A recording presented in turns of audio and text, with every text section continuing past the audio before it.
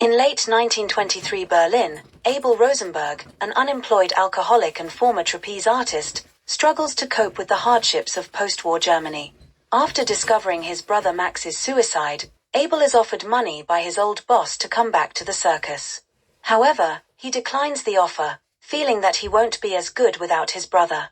Abel meets Max's wife, Manuela, to break the news of his death. Unable to provide a clear reason for Max's suicide, Abel only recalls a sentence from Max's note mentioning poisoning. Seeking solace in alcohol, Abel goes on a drinking binge and spends the night at Manuela's house. They discuss Abel's future career prospects, but when Manuela leaves for work, Abel steals from her to buy more alcohol. Later, Abel is taken by the police to identify several bodies, all of which were found near his home. Suspicion falls on Abel, and he attempts to escape but is recaptured. Manuela visits Abel in the hospital, revealing that all her money is gone. Abel is released due to lack of evidence and returns home with Manuela. However, they face eviction when it is discovered they are not married. Manuela confesses that she is a prostitute, having concocted an office job to hide her shame. As tensions rise in November with the threat of armed confrontations between extremist parties, Abel and Manuela live in fear on the outskirts of Berlin. One morning, Abel secretly follows Manuela and discovers she has been going to church. She confides in a priest, expressing guilt over her husband's death and the fear consuming their lives. Abel later learns that Manuela secured their apartment by providing sexual favors to the owner of the brothel where she works. Initially disgusted, Abel eventually returns to Manuela and they share a passionate kiss.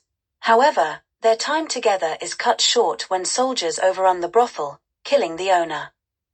Abel finds a job as a file clerk in a hospital, while Manuela works at the clinic. They live in an apartment surrounded by abandoned buildings.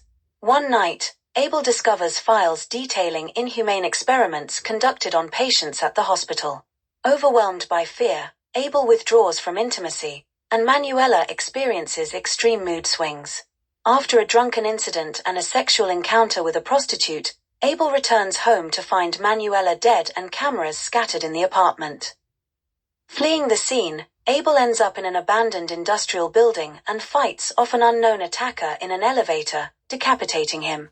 Returning to the hospital, Abel confronts the doctor about the experiments. The doctor claims the subjects were volunteers driven by desperation.